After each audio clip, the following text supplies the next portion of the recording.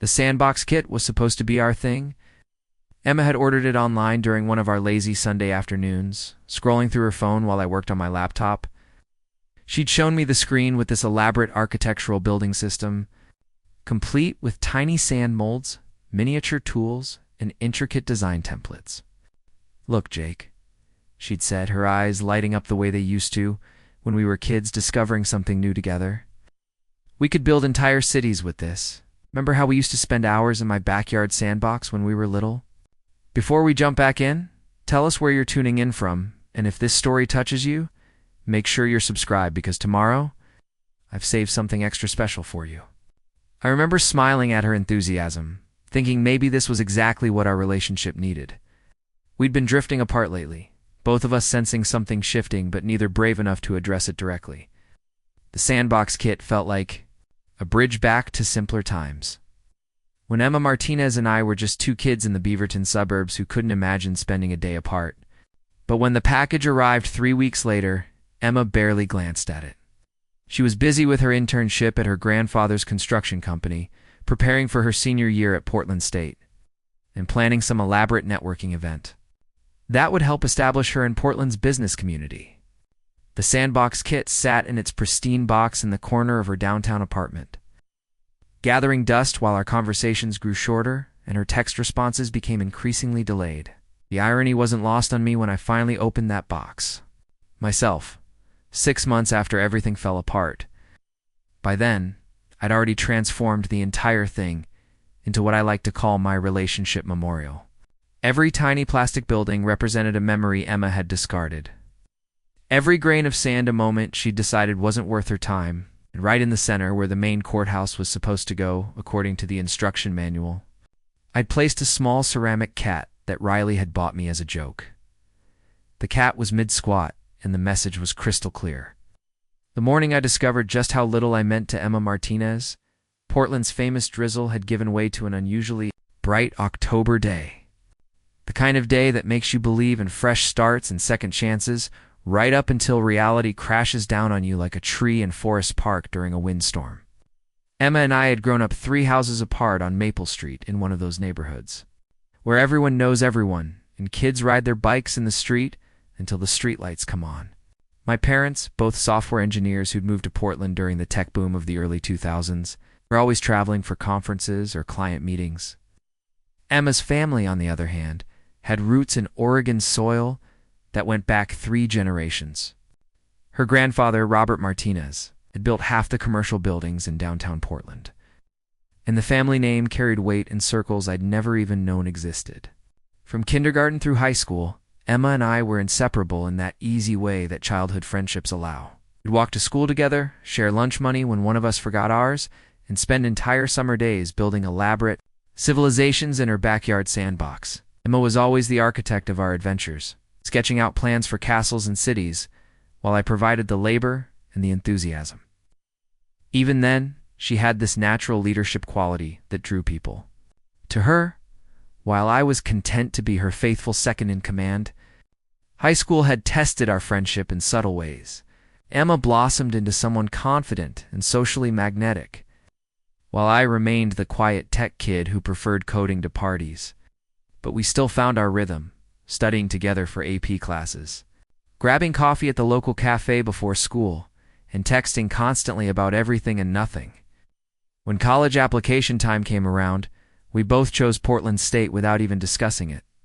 The assumption was that we'd continue as we always had, growing up together in the same city, maintaining that comfortable bond that had carried us through childhood. The shift started during our junior year. Emma had begun networking with Portland's young professional crowd, attending events at trendy downtown venues, and posting Instagram photos with people whose names I recognized from local business magazines.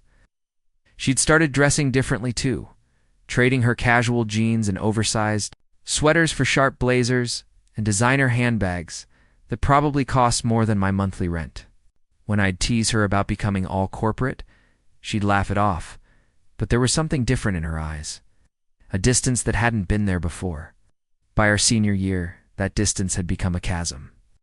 Emma was busy with her internship at Martinez Construction, learning the family business from her grandfather and preparing to take on a leadership role after graduation.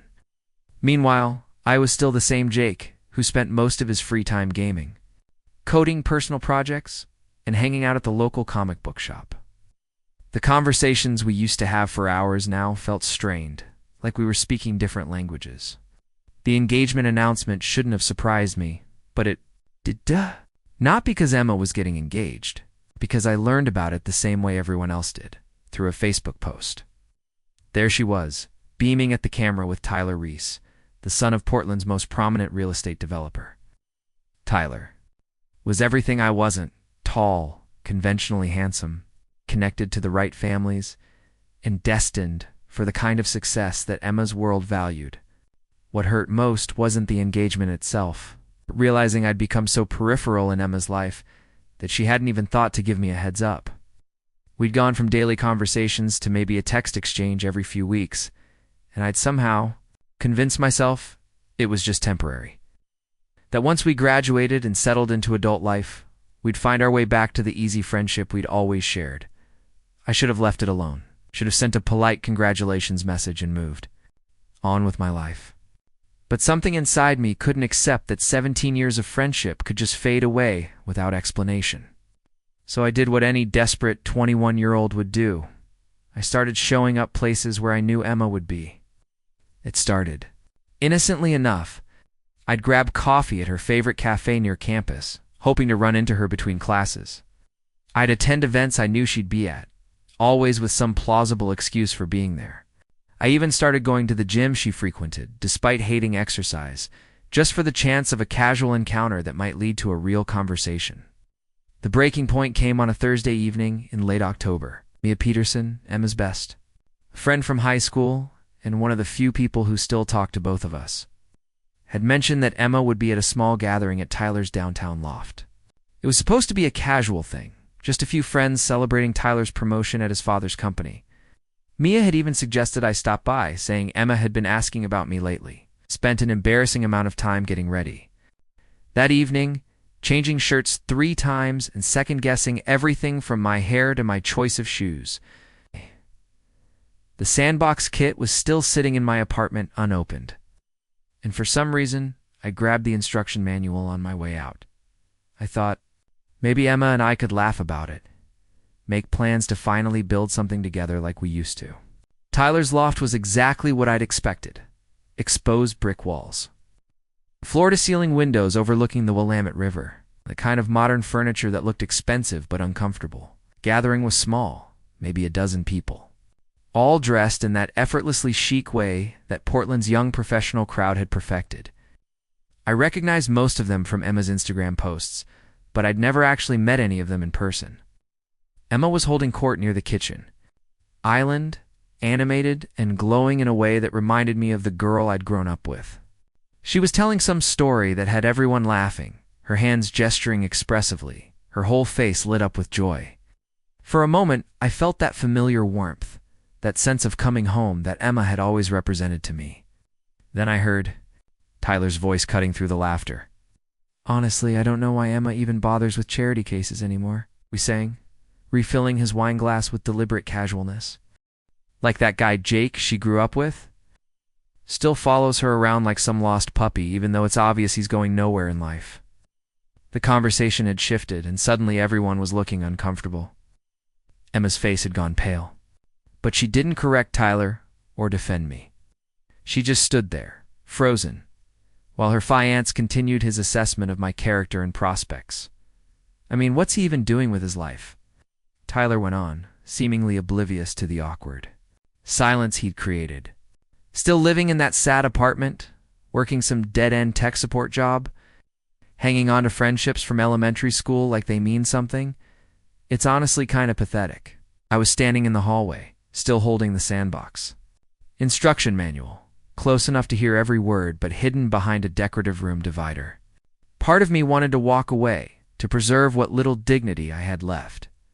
But I needed to hear Emma's response, needed to know if this was really how she saw me, or if Tyler was just being his usual arrogant self. The silence stretched on for what felt like hours. Finally, Emma spoke, her voice barely above a whisper. "Tyler's right," she said, and those 2 words hit me like a physical blow.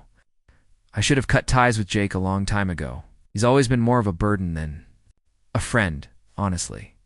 Still acts like we're kids, like I owe him something because we grew up together.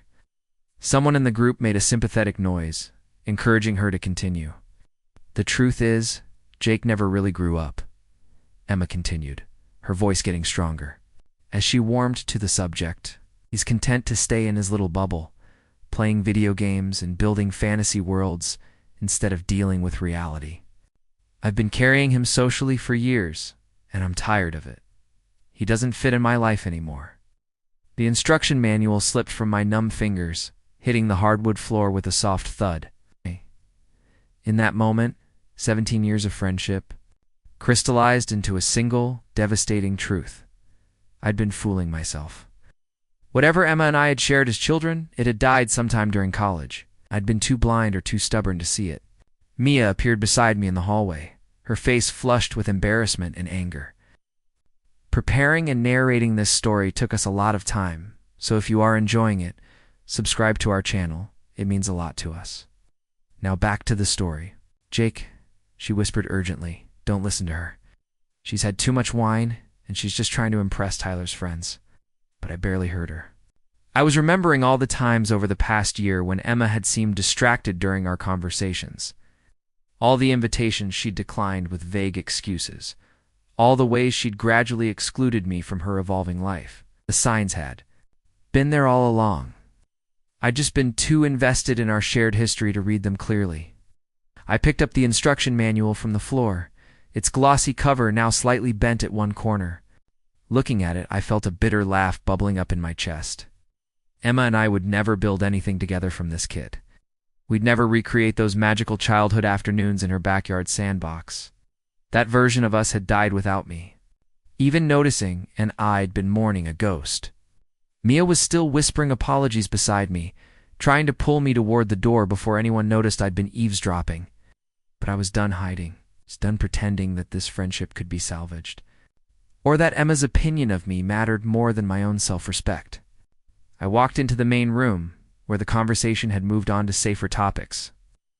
Emma saw me immediately, her face cycling through surprise, guilt, and something that might have been fear. Tyler, oblivious as usual, greeted me with false enthusiasm. Jake, didn't know you were coming tonight. How's the tech support life treating you? The room went silent. Everyone could sense the tension, even if they didn't understand its source. Emma was staring at me with wide eyes, probably wondering how much I'd heard and what I was going to do with that information. I looked around the room at all these people who represented Emma's new world, these polished young professionals who spoke in networking buzzwords and measured success by job titles and social media followers. Then I looked at Emma, really looked at her, and saw a stranger wearing the face of my childhood friend. Actually, Tyler, I said, my voice surprisingly steady. I'm doing great. Just figured out I've been wasting time on relationships that expired a long time ago. I pulled out my phone and right there in front of everyone, deleted Emma's contact information. Unfriended her on every social platform, removed her from my life with the same casual efficiency she'd apparently removed me from hers months ago. The room was dead silent now. Emma looked like she'd been slapped. Tyler was clearly trying to figure out if he should be offended on his fiancée's behalf. Thanks for the clarity, I said, looking directly at Emma. It's good to finally know where I stand. I left the instruction manual on Tyler's expensive coffee table and walked out of the loft. Out of that world and away from the last remnants of a friendship that had been on life support for longer than I'd been willing to admit. The October air hit my face like a wake-up call as I stepped onto the downtown sidewalk. Portland's city lights reflected off the wet pavement, creating abstract patterns that looked like art if you squinted just right. For the first time in months, I felt like I could breathe properly. My phone buzzed with a text from Mia. Jake. I'm so sorry, that wasn't the Emma I know. Please don't judge her too harshly. But I was done making excuses for Emma and done accepting other people's judgments about my worth. I typed back, thanks for caring, but this needed to happen. I'm actually relieved. Surprisingly, I was.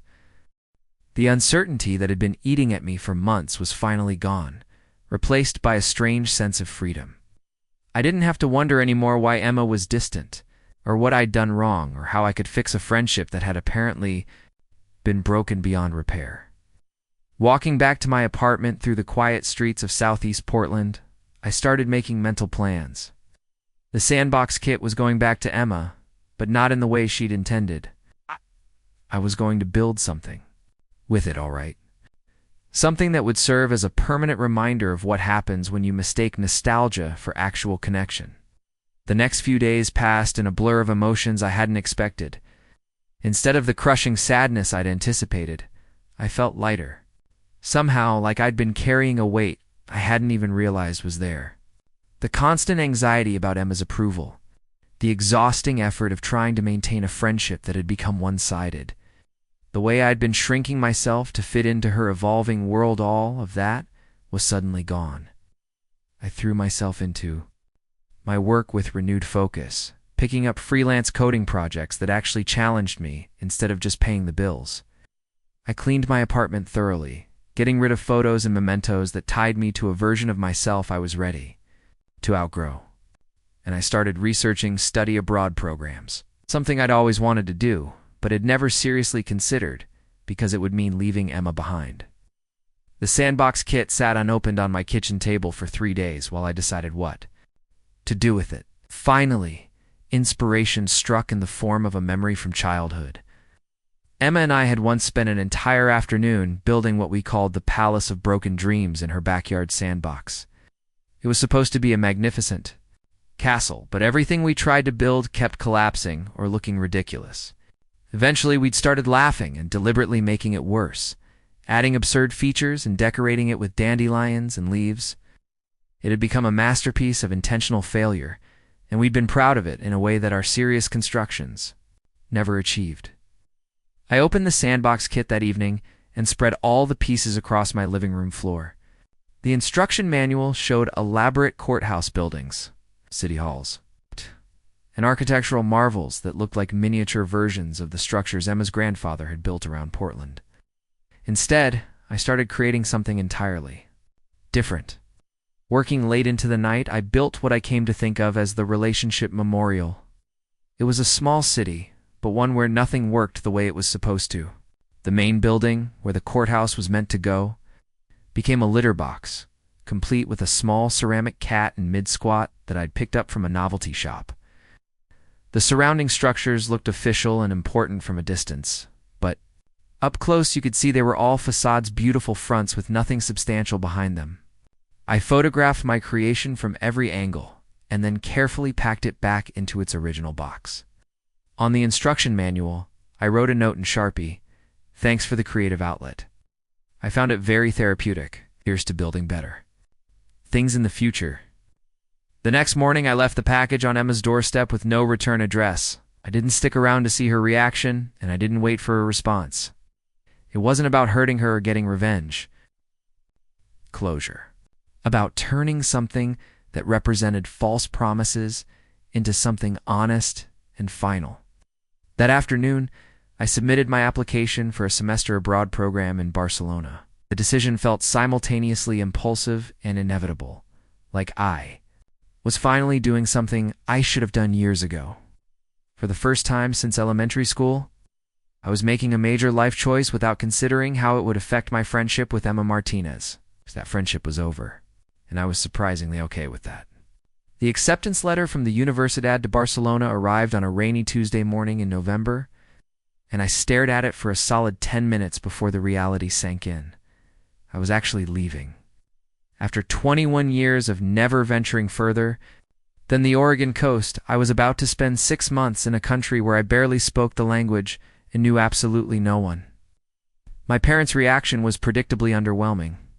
When I called to tell them about the study abroad program, my mom was in a client meeting in San Francisco, and my dad was debugging code from a hotel room in Austin.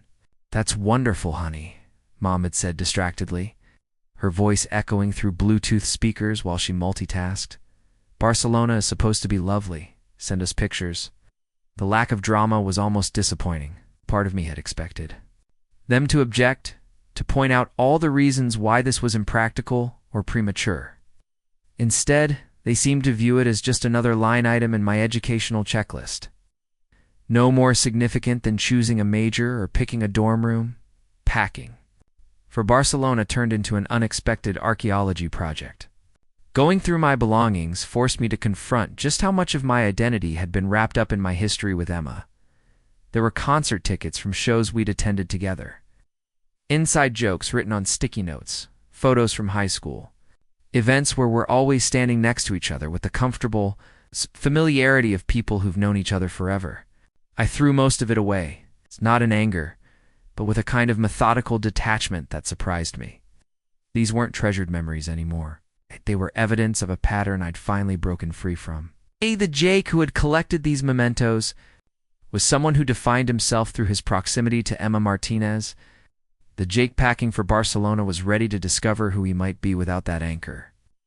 The flight to Barcelona was my first time crossing the Atlantic, and I spent most of it staring out the window in amazement. Somewhere over the ocean, it hit me that Emma probably didn't even know I was leaving.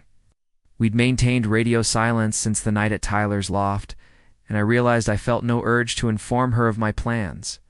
For someone who had been such a central figure in my life for so long, she'd become remarkably irrelevant remarkably quickly. Barcelona welcomed me with sunshine and chaos. The January weather was mild compared to Portland's winter drizzle, and the city pulsed with an energy that was completely foreign to anything I'd experienced in the Pacific Northwest. My Spanish was terrible despite 2 years of college classes, and simple tasks like ordering food or asking for directions became elaborate games of charades mixed with broken vocabulary. The program had arranged housing in a small apartment near the Gracia neighborhood, which I shared with 2 other American students. Marcus from Ohio, who was studying art history, and Sarah from Texas, who spoke fluent Spanish and became our unofficial translator for the first few weeks. Both of them were outgoing in ways that forced me out of my comfort zone immediately. "You're way too quiet," Sarah announced on our 3rd day, dragging me to a local cafe where she'd already befriended half the staff, despite speaking with them in what she cheerfully admitted was terrible Spanish with confidence. Marcus nodded, in agreement, sketching the building across the street while nursing his 3rd espresso of the morning. They weren't wrong. Back in Portland, I'd grown comfortable being the quiet one, the observer, the person who let others lead conversations. While I contributed just enough to avoid seeming antisocial, but in Barcelona, surrounded by strangers and removed from all my familiar reference points, that approach left me isolated in ways that felt unproductive rather than comfortable. The breakthrough came during our 2nd week, when Sarah convinced me to join her for a flamenco class she'd discovered in the Gothic Quarter. I protested that I had absolutely no rhythm and would embarrass myself, but she'd already signed us both up and paid the fees. "Consider it cultural immersion," she said with the kind of cheerful determination that made arguments pointless. The class was held in a basement studio that smelled like sweat and rosin, filled with mirrors and a wooden floor worn smooth by decades of dancing feet. Our instructor, Carmen, was a woman in her 50s, with silver-streaked hair and the kind of presence that commanded attention without effort. She took one look at our group of nervous exchange students and laughed. "Americans," she said in heavily. "Accented English? Always so worried about looking foolish? Here, foolish is how we learn." I was terrible at flamenco, just as I'd predicted. My feet tangled up in the basic steps. My arms moved like mechanical attachments rather than extensions of my body, and I spent most of the first class apologizing to my dance partners. But something about Carmen's approach made it feel safe. To be terrible, she celebrated mistakes as enthusiastically as successes, treating each stumble as valuable data rather than failure. "Jake," she said after watching me struggle through a particularly complex sequence, "you think too much. The body knows what to do if the mind stops interfering." It was such a simple observation, but it unlocked something I hadn't expected. For years, I'd been overthinking everything. What Emma wanted from me, how to navigate social situations, whether I was saying the right things or making the right choices. In Barcelona, with no history to navigate and no expectations to meet, I could just exist in the moment. The flamenco classes became the highlight of my weeks. Not because I got particularly good at dancing, but because they taught me to be comfortable with imperfection. Carmen's studio was a place where effort mattered more than results, where showing up consistently counted for more than natural talent. It was the opposite of every environment I'd known back home, where success was measured by external validation and keeping up with other people's expectations. Barcelona itself was teaching me similar lessons. The city didn't care about my credentials or my history or whether I fit in with the right crowd. It responded to curiosity and openness, rewarding exploration over caution. I started taking different routes to class each day, stopping at random cafes, striking up conversations with shopkeepers despite my limited Spanish. One particularly warm February afternoon, I was sitting in Park Güell sketching the mosaic benches when an older man approached me. He was clearly local, dressed in the casual but put-together way that European men seem to master effortlessly. He looked at my sketch, nodded approvingly, and said something in rapid Catalan. "Lo siento, no hablo catalán," I replied, using one of the few phrases I'd mastered. He switched to Spanish, speaking slowly and clearly. "Your drawing captures the light well. Are you studying art?" We ended up talking for over an hour, mostly in Spanish with occasional English words when I got stuck. His name was Mikel, and he was a retired architect who spent his afternoons in the park people-watching and sketching. He told me about the history of the benches, about Gaudi's vision for the space, about how the city had evolved during his lifetime. "Barcelona teaches you to see differently," he said, as the sun started to set. "Painting the mosaic tiles in shades of gold and orange, not better or worse than other places, but differently. This is valuable for young people especially." That night, I called my parents for our weekly check-in, and for the first time since arriving, I had stories to tell them that weren't just logistics about classes and housing. I told them about flamenco lessons and conversations in broken Spanish, about the way the morning light looked different here, and how the rhythm of daily life moved at a pace that encouraged lingering over coffee rather than rushing to the next obligation. "You sound different," my mom observed, her voice clearer now that she was calling from home rather than a conference room. More present somehow. She was right, though I couldn't have articulated it that way myself. The constant background anxiety that had characterized so much of my life in Portland was gone, replaced by a curiosity that felt both energizing and peaceful. Without Emma's approval to seek or lose, without the social dynamics of a place where everyone knew my history, I was discovering aspects of my personality that had been dormant for years. The academic portion of my program was going better than expected to. My Spanish was improving rapidly out of necessity, and my coursework in international business was giving me perspectives on the tech industry that I'd never encountered in Portland. One of my professors, Dr. Vega, had connections throughout Europe's startup ecosystem and encouraged me to attend networking events and entrepreneur meets around the city. "You have good instincts for technology," she told me after. I'd presented a project analyzing mobile payment systems across different European markets. But more importantly, you listen well and ask thoughtful questions. These are valuable skills that many technical people lack. The praise felt different from any feedback I'd received in Portland. It wasn't tied to my relationship with Emma, or my ability to fit into an established social group. It was about capabilities I was developing independently, achievements that belonged entirely to me. By March, I had established routines that felt sustainable and satisfying. Morning coffee at the same cafe where the barista now knew my order, to noon classes at the university, evening walks through different neighborhoods to explore the city's incredible architecture. Weekends were for longer adventures, day trips, to coastal towns, museum visits, flamenco practice with a small group of dancers who'd become genuine friends despite our language barriers. I was also discovering that I enjoyed being alone in ways I'd never experienced before.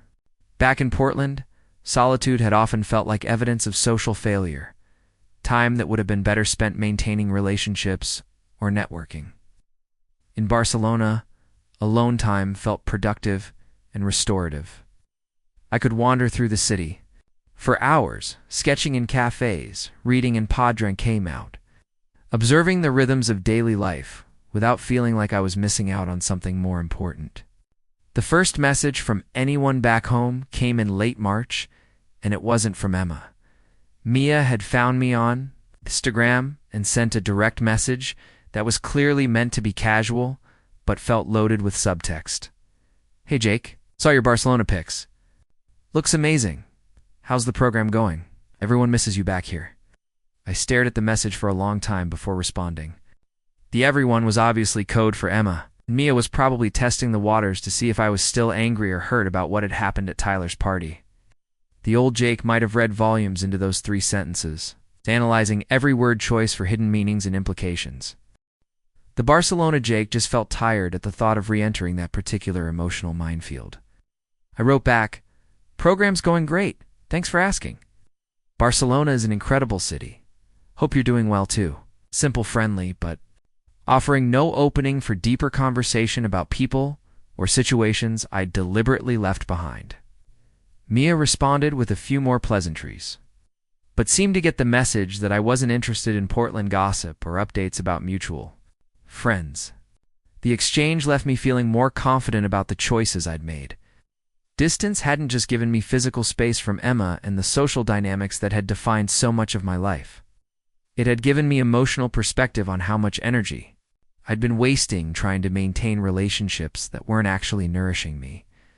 April in Barcelona was a revelation of perfect weather and blooming jacaranda trees. The city came alive with outdoor concerts, street festivals, and long evenings that stretched well into the night.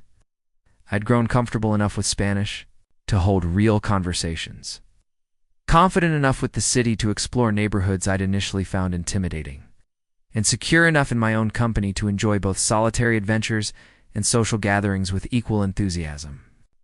The transformation wasn't dramatic in any single moment, but looking back at photos from my first week compared to my current Instagram posts, the difference was unmistakable.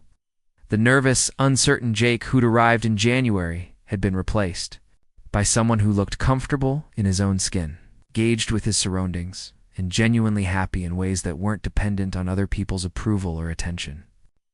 The gallery opening was supposed to be just another cultural event to add to my Instagram story. It's the kind of thing exchange students do to prove they're having authentic European experiences. Sarah had dragged Marcus and me to the iExample district for what she described as a showcase of emerging international artists working in Barcelona. I expected wine, pretentious conversations about artistic vision, and maybe some decent networking practice for my improving Spanish. What I didn't expect was to stop dead in front of a massive installation made entirely of reclaimed building materials. Broken concrete chunks, twisted rebar, and shattered ceramic tiles had been arranged into something that looked like ruins from the future, beautiful and haunting at the same time. A small placard identified it as Reconstruction Hypothesis by Riley Chen, described as an exploration of how destruction becomes the foundation for new creation. "That's intense," Marcus said, studying the piece from different angles. "It's like she took a demolition site and turned it into poetry." I was still staring at the installation when I heard an American accent behind me, speaking to someone in rapid Spanish. The voice belonged to a woman about my age, with short black hair and paint-stained fingers, gesturing animatedly while explaining something to an older Spanish man who was clearly hanging on her every word. "The concrete represents permanence." That was always an illusion, she was saying in Spanish that was significantly better than mine. "When we build, we imagine we're creating something lasting, but every structure is temporary. The beauty is in how we respond when the inevitable breakdown happens." The older man nodded thoughtfully and moved on to examine other pieces. The woman turned around and caught me eavesdropping, her dark eyes meeting mine with a mixture of amusement and curiosity. "Sorry," I said automatically. "I was just admiring your work. Your Spanish is incredible, by the way." She laughed, a sound that was somehow both musical and slightly mischievous. "Thanks, but it better be incredible after 3 years living. Here are you studying abroad?" "Barcelona semester program through Portland State," I confirmed. "I'm Jake, and I have to say, this piece is amazing. It's like architectural archaeology or something." "Riley," she said, extending one of those paint-stained hands. "And architectural archaeology is actually a perfect way to describe it. I spend a lot of time wandering construction sites and demolition areas, collecting materials that would otherwise end up in landfills." We talked for the next hour, while people swirled around us, examining art and sipping wine from plastic.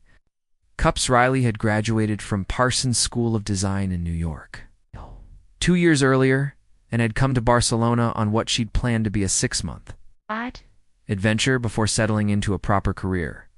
Instead, she'd fallen in love with the city's creative community and had been supporting herself by selling her art and teaching English to local business professionals. "The thing about Barcelona," she said as we moved through the gallery, stopping occasionally to examine other artists' work, "is that it rewards people who are willing to experiment. There's less pressure to have everything figured out than there was in New York. You can try things here without feeling like the end of the world if they don't work out." Her perspective resonated with something I'd been feeling but hadn't been able to articulate, for the freedom to make mistakes, to explore interests without immediately calculating their career implications, to be curious without having to justify that curiosity to anyone else. "What did you do before this?" Riley asked as we examined a series of photographs documenting street art in the Gothic Quarter. "Computer science major, some freelance coding work," I said. "Pretty standard tech trajectory, honestly, though being here has made me think about branching out in ways I never considered before." "Like what?" was a simple question, but it made me realize I'd been avoiding thinking too deeply about what I wanted to do after Barcelona. The program would end in 6 weeks, and then I'd presumably return to Portland to finish my degree and begin the process of becoming a proper adult with a proper career. "I'm not sure," I admitted. "Maybe something that combines technology with creativity.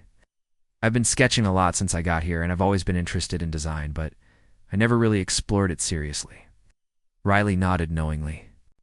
"I meet a lot of people who come to Barcelona and realize they've been living someone else's idea of what their life should look like. It's like the city gives you permission to question assumptions you didn't even know you were making." Gallery opening wound down around us, but neither of us seemed ready to end the conversation. Riley suggested we continue it at a nearby tapas bar that she promised made the best patatas bravas in the neighborhood. The bar was tiny and crowded, with mismatched furniture and walls covered in local artwork. We managed to claim 2 stools at a high table near the window where we could watch pedestrians hurrying through the narrow streets. "So tell me about Portland," Riley said, expertly spearing a piece of potato with her fork.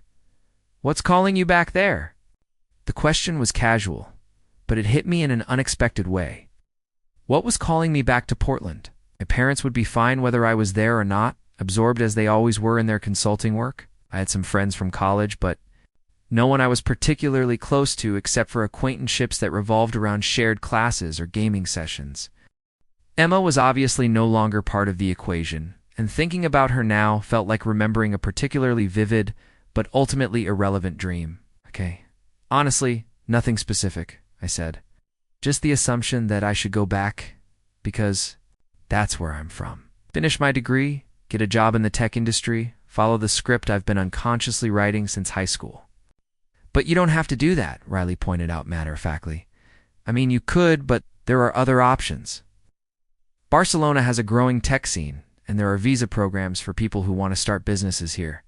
It's not saying you should make any dramatic decisions after one conversation with a stranger, but the world is bigger than the path you were on before you got here." Over the next few weeks, Riley and I fell into an easy routine of exploring the city together. She knew Barcelona in ways that my guidebooks and student housing couldn't teach. Me, taking me to artist studios and converted warehouses, underground music venues in the Gracia neighborhood, and weekend markets where vendors sold everything from vintage clothing to handmade ceramics. More importantly, she introduced me to a community of creative professionals who were building interesting lives outside traditional career frameworks. There was David, a photographer from London who funded his artistic projects by doing commercial work for Barcelona's tourism industry. Maria, a graphic designer from Berlin who had started a successful consulting business serving European startups. Alex, a web developer from Toronto who split his time between freelance programming and running a small gallery space. These people had figured out how to create sustainable, fulfilling lives that didn't conform to the narrow definitions of success I'd grown up with. They worked hard, but they also prioritized travel, creative exploration, on the kind of work-life integration that seemed impossible in the achievement-oriented culture I'd known in Portland. "You're thinking about staying, aren't you?" Sarah observed one evening as the three of us sat on our apartment's small balcony, sharing a bottle of wine and watching the sunset paint the building across the street in shades of orange and pink. "Maybe," I admitted. "Maybe. The program ends in a month, but I've been looking into options for extending my visa. There's some interesting opportunities here." Marcus looked up from his sketchbook, where he'd been drawing the architectural details of our neighborhood's buildings. "I've been thinking about the same thing, actually. There's so much here I haven't explored yet, and the cost of living is so much more reasonable than what I'd be facing back in Ohio." Sarah nodded thoughtfully. "My Spanish is finally getting to the point where I can have real conversations with people. It would be a shame to waste all that progress just to go back to Texas and start entry-level jobs we could probably get anywhere." The conversation continued late into the night, with all three of us acknowledging that Barcelona had changed us in ways that made the idea of simply resuming our previous trajectories feel unsatisfying. We developed broader perspectives, new skills, and most importantly, confidence in our ability to navigate unfamiliar situations and create opportunities for ourselves. Riley had been increasingly present in these discussions, not pushing me toward any particular decision, but asking questions that helped me think through the implications of different choices. She'd also been showing me more of her work, taking me to her studio space in a converted warehouse where she created her large-scale installations. The studio was a wonderland of collected materials and works in progress. Half-finished sculptures occupied every corner, and the walls were covered with sketches, photographs of demolition sites, and samples of interesting textures and color combinations. It was the kind of space I'd dreamed about having, but had never quite been able to envision for myself. "Been working on something new," Riley said one afternoon, leading me to a corner of the studio that had been hidden behind a paint-splattered sheet. "It's still in early stages, but I wanted to get your opinion." She pulled away the sheet to reveal what looked like a miniature city, but one where traditional architectural principles had been completely reimagined. Buildings grew organically from the ground like plants, connected by bridges that curved and twisted through three-dimensional space. The entire structure was built from clay, metal scraps, and materials I couldn't immediately identify, painted in colors that seemed to shift depending on the angle of view. "It's incredible," I said, genuinely awed. "It's like something from a dream, but also completely functional looking." "How did you even conceptualize this?" "I wanted to explore what architecture might look like if we designed cities for connection instead of efficiency," she explained, pointing out different sections of the installation. "What if buildings were meant to facilitate community, rather than just housing individual units? What if urban planning prioritized beauty and sustainability over maximizing square footage?" I spent an hour examining every detail of her creation, asking questions about her process and the ideas behind different design choices. Riley answered with enthusiasm, clearly energized by having someone who was genuinely curious about her work rather than just politely appreciative. "You should build something," she said, as we cleaned up her workspace later that afternoon. "I mean, you have the technical background to think through structural problems, but you also have this intuitive sense of how spaces should feel. That's a rare combination." "I wouldn't know where to start," I protested, though the idea was undeniably appealing. "Start small," she suggested. "Experiment with materials. See what feels interesting to work with. I've tons of supplies here and plenty of space. Could treat it like a sandbox for exploring ideas." The word sandbox hit me with unexpected force, bringing back memories of childhood afternoons with Emma and the elaborate civilizations we'd built in her backyard. But instead of the painful nostalgia I'd expected, I felt excited about the possibility of reclaiming that creative impulse for myself. That evening, I called my parents to discuss the possibility of extending my stay in Barcelona. The conversation went better than I'd anticipated, with both of them expressing support for what they saw. It's a valuable international experience that would enhance my eventual career prospects. "We're proud of you for being adventurous," my mom said. "You seem happier and more confident than you've been in years. If Barcelona is helping you figure out what you want to do with your life, we're all for it." The next week, I submitted paperwork for a student visa extension and began researching options for continuing my education in Spain. Riley had introduced me to professors at several Barcelona universities who offered programs combining technology and design. And I was surprised to discover how many opportunities existed for exactly the kind of interdisciplinary work I was becoming interested in. More importantly, I was beginning to understand that staying in Barcelona wasn't just about avoiding a return to my old life in Portland. It was about continuing to build something new, something that reflected who I was, becoming rather than who I'd been expected to be. The video call notification popped up on my laptop screen while I was working on a small sculptural piece in Riley's studio.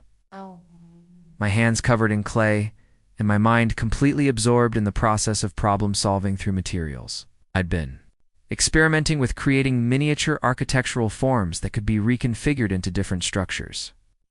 Inspired by both my coding background and Riley's organic approach to design, "Jake, honey, are you there?" My mother's voice came through the speakers with unusual urgency. "We need to talk to you about something important." I wiped my hands on a towel and accepted the call, immediately noticing that both my parents were on screen together, which almost never happened given their travel schedules.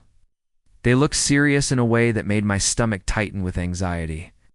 "What's going on?" I asked, trying to read their expressions through the pixelated video connection. "Emma's mother yesterday," my father said without preamble. "Apparently there's some kind of family emergency back home, and she specifically asked if we could help get you to come back for a visit." My mother leaned closer to the camera. "Jake, I know you and Emma had some kind of falling out before. You left, but Mrs. Martinez seemed genuinely concerned about you. She said Emma has been having a really difficult time and that seeing you might help." The request hit me like cold water. Months, I'd successfully avoided thinking about Emma or anyone else from my Portland life, focusing instead on building something new in Barcelona. The idea of returning to that world, even temporarily, felt like being asked to put on clothes that no longer fit. "What kind of family emergency?" I asked, stalling for time while my mind processed this unexpected intrusion from my past. "She wasn't specific," my father admitted. "Just said it was serious, and that Emma had specifically mentioned wanting to see you.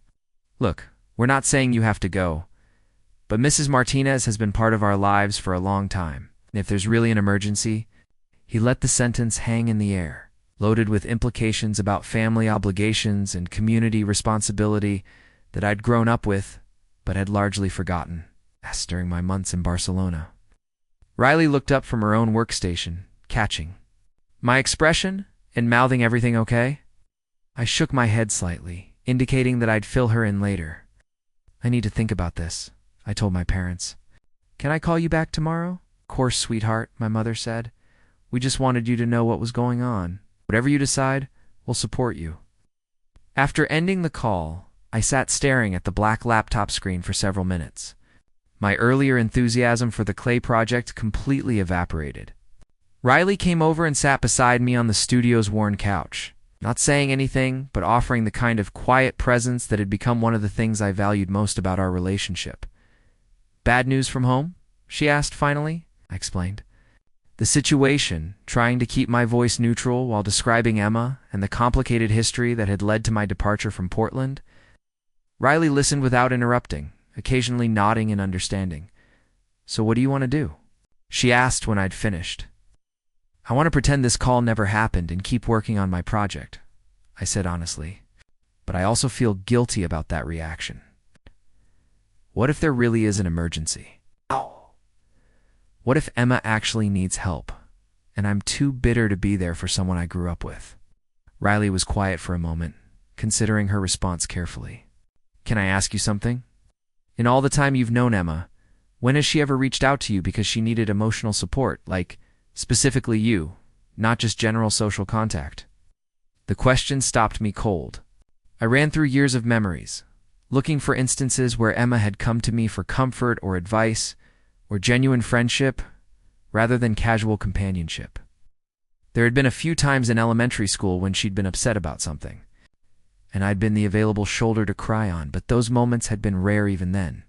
As we'd gotten older, Emma had developed other friendships for emotional support, relegating me to the role of reliable but ultimately peripheral companion. Not really, I admitted.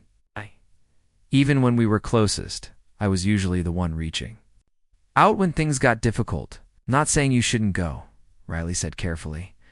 But maybe consider whether this is actually about Emma needing you, or about other people thinking you should respond to this situation in a particular way. That night, I lay awake thinking about the dynamics that had shaped so much of my life in Portland.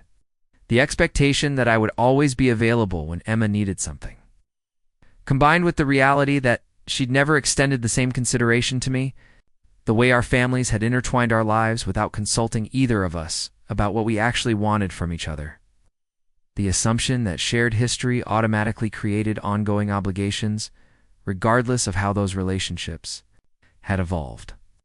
By morning, I'd made my decision, but I wanted to test it against someone else's perspective before committing to it fully.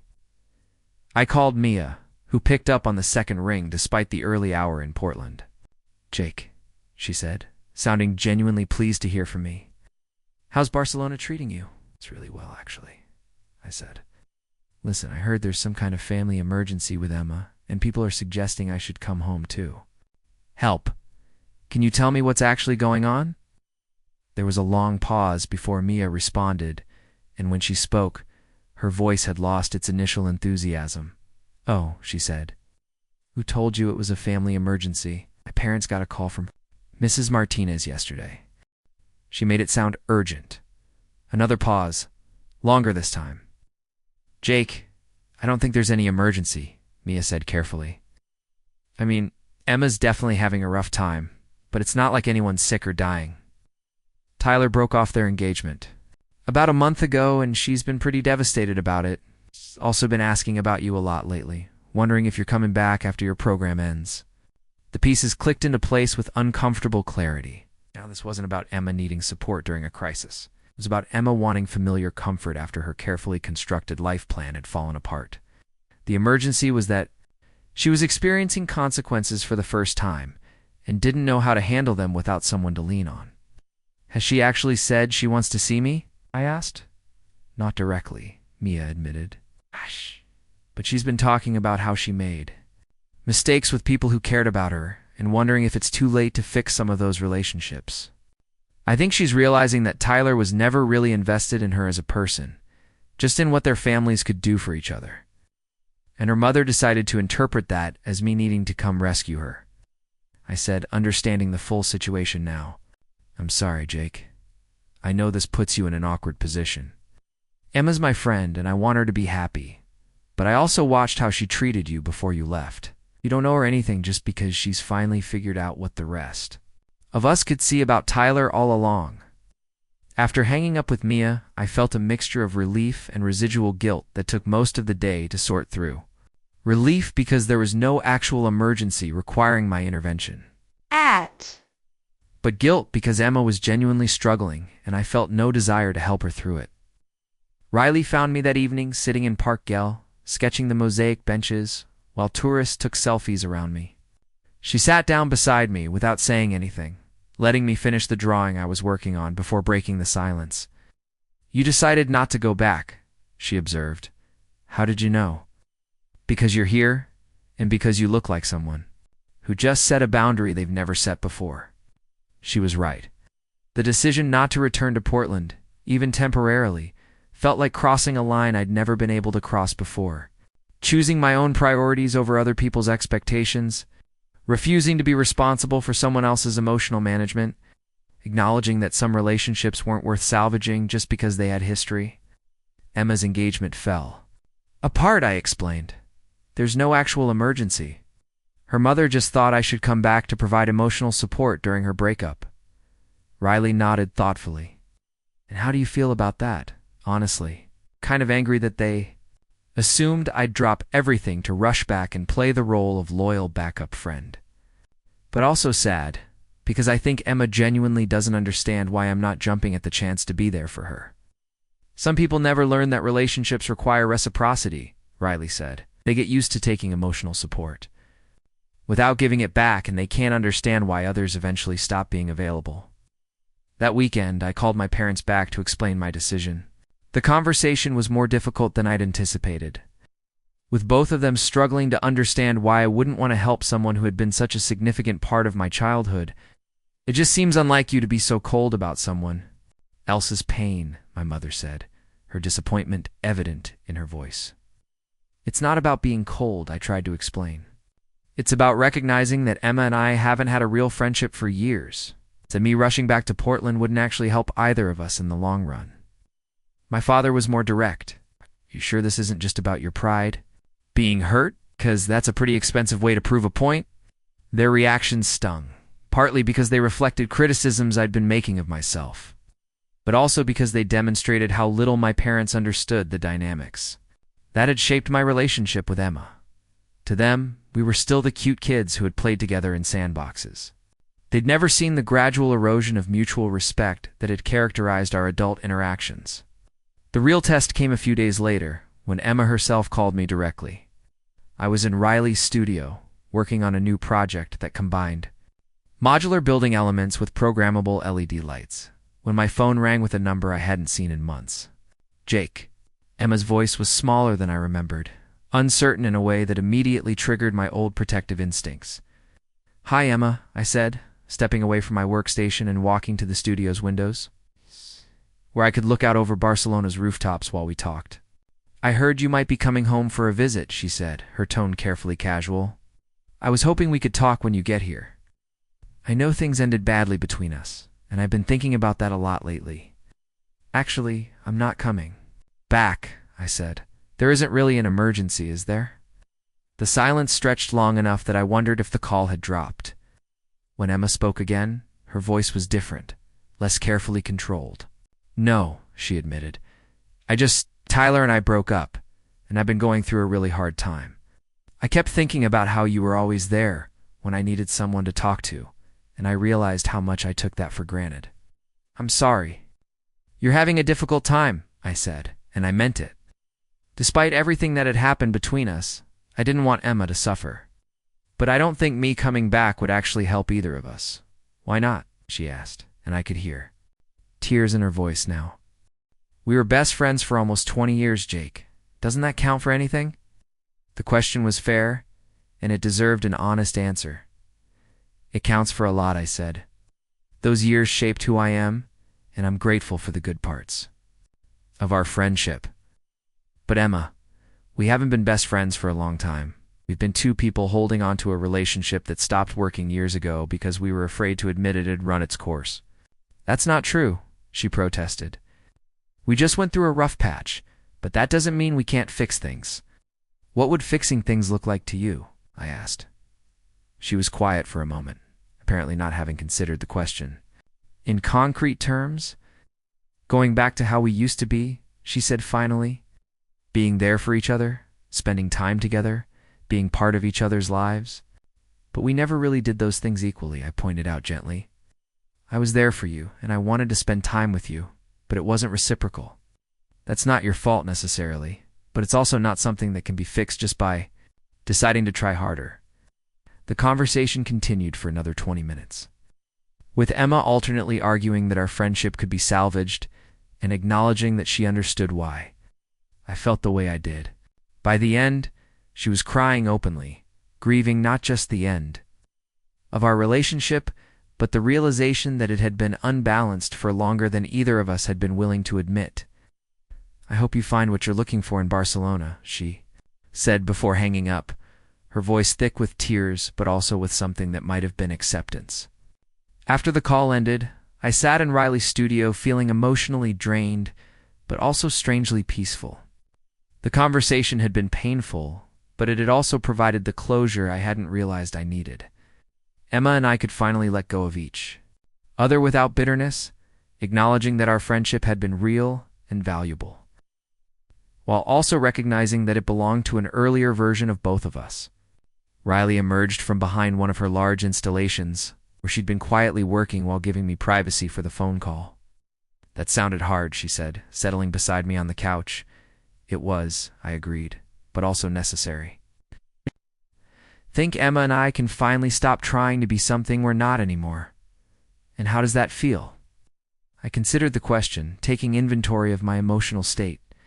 The guilt and obligation, that had characterized so much of my thinking about Emma were gone, replaced by a kind of fond detachment that felt healthy and sustainable. Like freedom, I said. Like I can finally build something new without having to constantly reference what came before. That evening, Riley and I walked through the Gothic Quarter, ending up at the same tapas bar where we'd had our first real conversation months earlier. The city felt different now, less like a temporary adventure and more like home. Barcelona had given me space to discover who I was without the weight of other people's expectations. And now, I was ready to start building a life that reflected that discovery. I've been thinking about applying for permanent residency, I told Riley as we shared patatas bravas and watched the evening crowd filter through the narrow streets outside. Really? She asked, looking pleased but not surprised. What changed your mind? I realized that going back to Portland would mean becoming someone I've outgrown, I said. Everything there is designed around the person I used to be, not the person I'm becoming. Here, I can create something that's actually mine. Riley smiled, reaching across the small table to take my hand. I think that's the smartest thing you could do. Barcelona needs more people who understand that building a life is a creative process, not just following someone else's blueprint. 2 years later, I was standing in the main exhibition hall of the Barcelona Museum of Contemporary Art, watching visitors interact with an installation that had started as experiments in Riley's warehouse studio. The piece, titled Modular Futures, consisted of hundreds of interlocking components that viewers could rearrange to create different architectural possibilities. Each configuration triggered different lighting patterns and soundscapes, turning the static display into an interactive exploration of how spaces shape human behavior. The artist will be conducting a brief demonstration in 5 minutes, announced the museum guide in 3 languages, and I felt the familiar flutter of nerves that accompanied public speaking. Even after months of gallery talks and design presentations, Riley squeezed my shoulder as she passed behind me, carrying a tablet loaded with the technical specifications that museum visitors always wanted to discuss. We'd become a formidable team over the past year, combining her intuitive approach to materials and space with my systematic understanding of interactive systems and user experience design. Remember, she whispered, they're here because they're already interested. You're just helping them understand what they're seeing.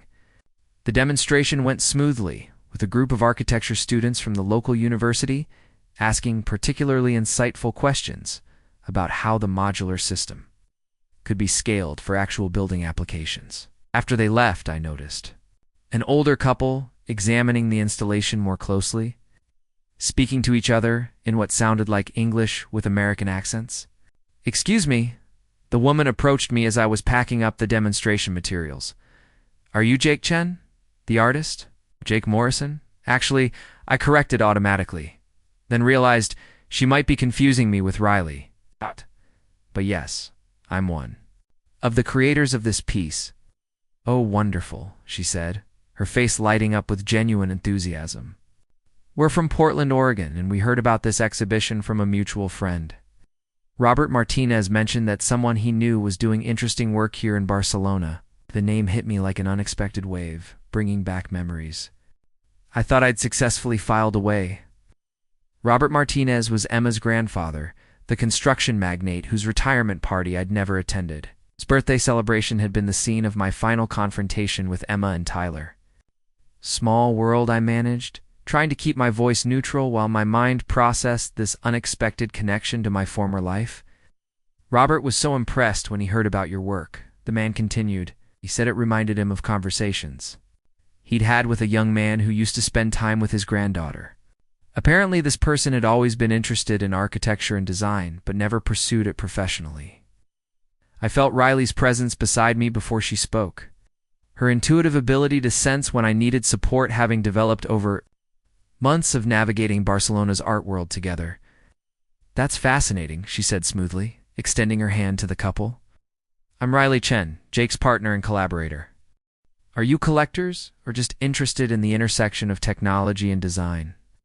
The conversation continued for another 10 minutes, with the couple explaining their interest in contemporary art and their connection to Portland's cultural scene. They were clearly wealthy, knowledgeable about art, and genuinely enthusiastic about our work. Under other circumstances, they would have been exactly the kind of contacts that could advance our careers significantly.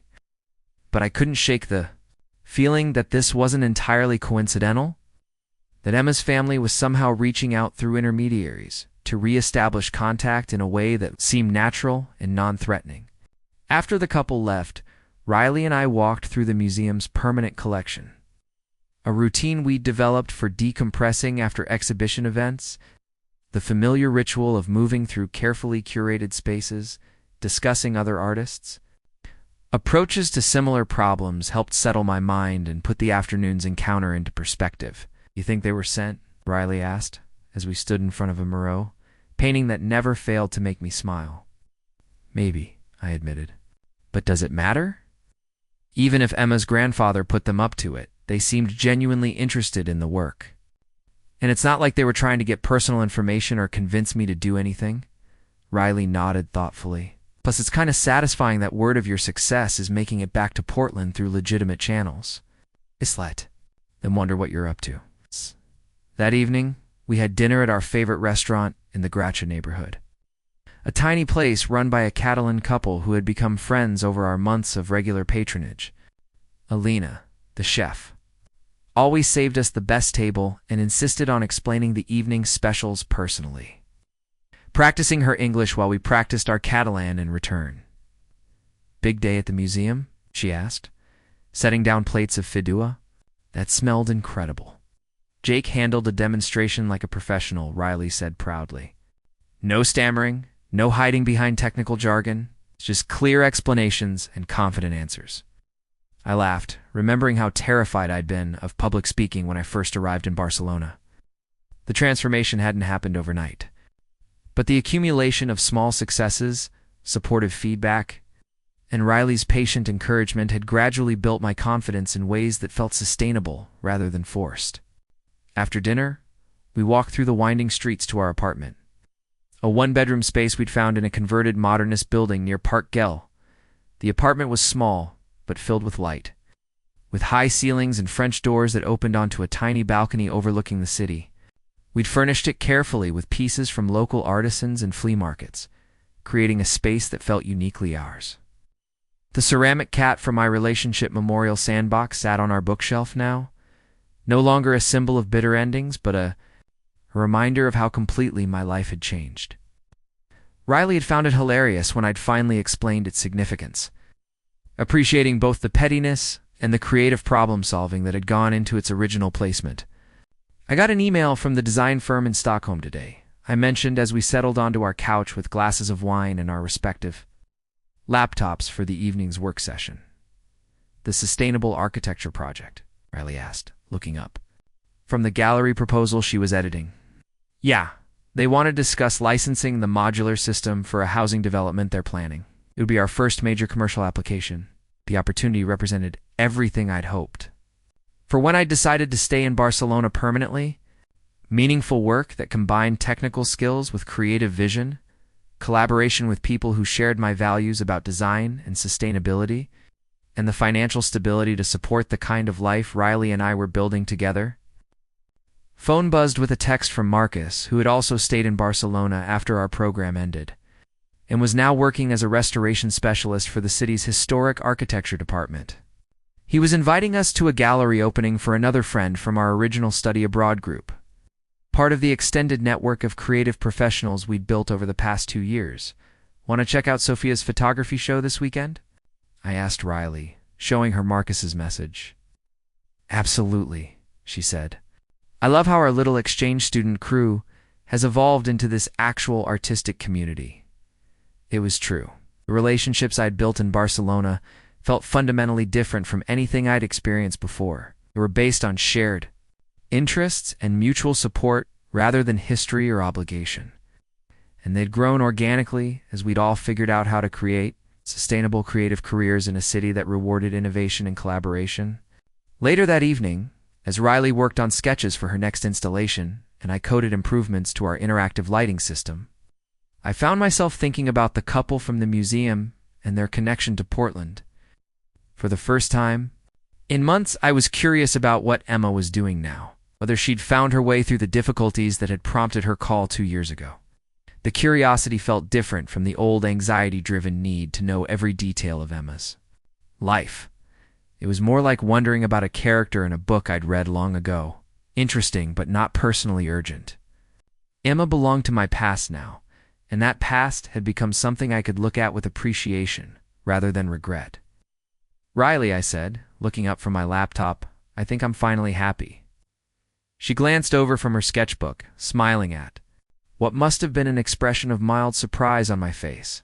"Finally figured that out, did you?" she teased. "I could have told you that months ago."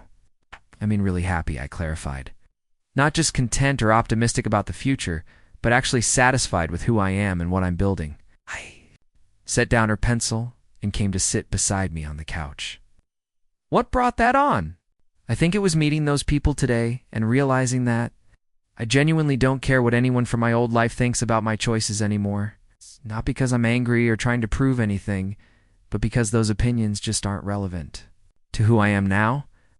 She kissed my forehead, a gesture that had become our shorthand for acknowledgement of significant personal growth.